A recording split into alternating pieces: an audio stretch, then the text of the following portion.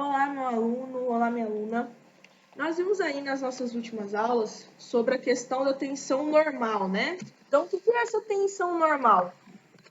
A tensão normal a gente pode determinar ela através da relação aí da intensidade de uma carga aplicada que eu tenho a uma determinada seção transversal de uma peça. Ou seja, é uma intensidade de uma força F, né? Chamada de força por unidade de área, que age de forma perpendicular à secção transversal de uma determinada peça, de um determinado elemento. Então, eu tenho que essa distribuição aí da carga, ela é dada em um único referencial. Ou seja, esse único referencial, ele pode ocasionar, por exemplo, uma tensão máxima de cisalhamento, ou seja, que essa peça ela seja cisalhada. Porém, essa peça que sofre um esforço cortante, ela só pode ser cisalhada se acontecer uma ação de força externa, tá? Agora imagina a segunda situação comigo. Vamos supor que eu tenho um parafuso e esse parafuso ele encontra-se aí submetido a uma determinada força e uma carga aplicada que aperta esse parafuso, tá? Ou seja, faz aquele sentido rotacional. Então, como que eu posso analisar esse comportamento dessa força que age em um movimento rotacional para esse elemento, diferentemente de uma tensão normal que age de forma perpendicular? Então, como que a gente pode analisar isso? Através do estudo da torção, tá? Que é o tema dessa aula. Então, o que denomina torção? A torção é, por exemplo, quando eu tenho um objeto, né, um sólido que ele é deformado. E aí, essa deformação, ela se origina de um deslocamento angular que eu vou ter aí em algum outro plano, ou seja, eu uso uma deformação que é submetida a um movimento de rotação, certo? E aí, esse movimento de rotação faz com que esse objeto gire em um sentido contrário aí das suas partes que são constituídas, ou seja, desse sólido, e acaba ocorrendo um esforço. E esse esforço nós chamamos de torção, tá? Esse tipo de ação, esse esforço que acontece nessa torção, ou seja, quando eu giro ela em sentido contrário, nós chamamos de torque. E esse torque, ele acontece na extremidade, ok? Esse tipo de carregamento, nós podemos chamar também ou de torque ou de momento torsor. Então, um exemplo que eu posso ter de barra de torção, que existe muito no nosso dia a dia, é a questão das brocas de furadeira ou o movimento da chave de fenda quando eu vou apertar o parafuso por rosqueamento, certo? E aí esse esforço, essa carga aplicada de forma angular, rotacional, me provoca um torque aplicado através desse cabo. Observe a figura que nós temos aí na imagem, aonde eu tenho um torque que ele é aplicado nesse meu eixo circular aqui, no meu ponto A, bem no centro do meu eixo circular. Então, se eu considerar que eu tenho aqui um corpo deformável, ou seja, um material que vai sofrer algum tipo de deformação, o que vai acontecer? Vai acontecer que esse torque aqui, girando no sentido oposto natural da formação do meu sólido, vai acontecer com que ele sofra uma distorção, ok?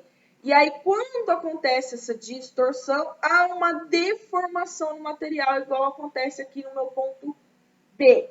Como que eu posso, então, determinar o que é um torque? Então, o torque significa que é a proporção que eu tenho do meu elemento que esteja à disposição de ser torcido ao longo do seu eixo longitudinal, ok? Meu momento torsor ou torque, ele pode ser expresso pela seguinte equação. Eu posso expressar ele por momento torsor é igual a 2 vezes a carga aplicada que eu tenho, sempre essa força dada em newtons, multiplicando a distância entre o ponto de aplicação da carga e o polo. Esse polo nós chamamos de polo de inércia, tá? Polo inercial. Para fins mecânicos, ou seja, quando eu utilizo em peças, eu vou utilizar a seguinte fórmula para obter momento torsor ou torque. Vai ser que o meu momento torsor vai ser igual à minha força tangencial versus o raio da minha peça. Exemplo de aplicação. Então, nós temos a seguinte situação.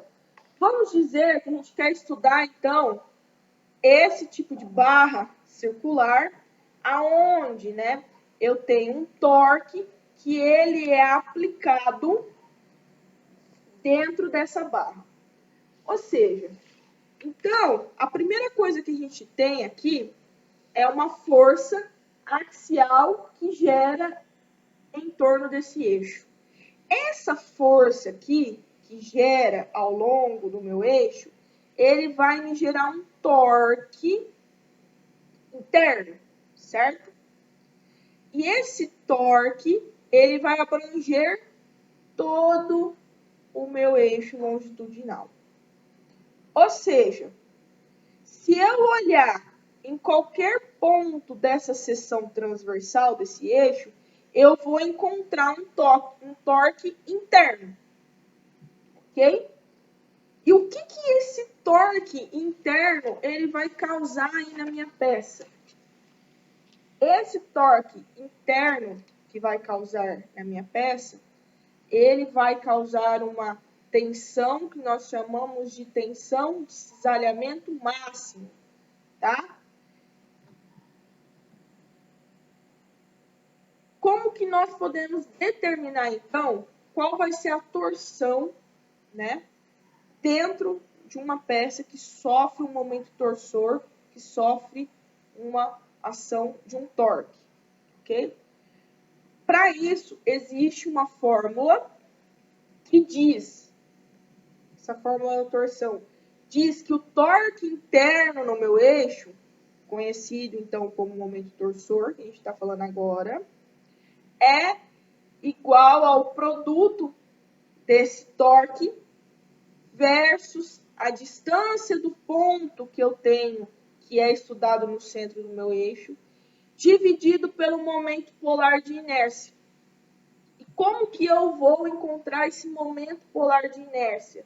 O momento polar de inércia, ele vai variar de acordo com o tipo de material que eu tenho. Por exemplo, se eu tenho um eixo maciço, eu uso uma fórmula para determinar o momento polar de inércia.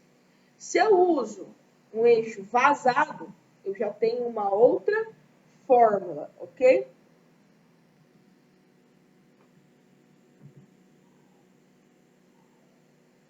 Exemplo de torção, tá?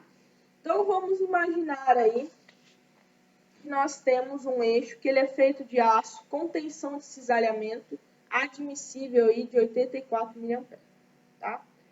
Se o diâmetro do eixo for 37,5 milímetros, determine o torque máximo que pode ser transmitido, então, nesse eixo até todo ao longo da peça, tá? Então, primeira coisa, primeiro passo, eu vou determinar o raio do eixo. Então, dessa forma, se eu tenho um diâmetro de 37,5, eu sei que o diâmetro é 2 vezes o raio. Então, o raio que representa na fórmula de torção pela letra C, ele vai ser 37,5 milímetros dividido por 2. Então, isso vai me dar 18,75 milímetros. Segundo passo, eu vou calcular o torque máximo que eu tenho no eixo maciço. Ou seja, eu vou determinar a tensão máxima do torque que eu tenho nesse eixo transmissível. Então, dessa forma, vou utilizar a fórmula de torção, ok? Vou isolar o torque, porque é o que eu quero saber. Eu já tenho o valor da tensão desse cisalhamento. E aí eu vou substituir os valores. Porém, eu não tenho ainda o valor do momento polar de inércia. Então, eu tenho que calcular o torque. Eu preciso conhecer esse momento de inércia polar. Então, para esse exercício, lembra lá que é um eixo de aço com tensão de cisalhamento. Eu vou utilizar para um eixo maciço, porque ele não é vazado, ok? Então, dessa forma, eu tenho que o meu momento polar de inércia vai ser π sobre 2, que multiplica o raio elevado à quarta. Tendo isso, posso substituir, em vez de fazer duas contas, posso substituir na própria fórmula aqui de torção para encontrar o meu torque máximo. Fazendo as minhas simplificações, eu chego na seguinte formulação. Então, o torque máximo para esse exercício, eu posso determinar através do produto que multiplica a minha tensão admissível versus π raio ao cubo dividido por 2. Dessa forma, substituindo os valores que eu tenho da tensão admissível, que é 84 megapascal, e 37,5, que dividido por 2 fica 18,75 milímetros.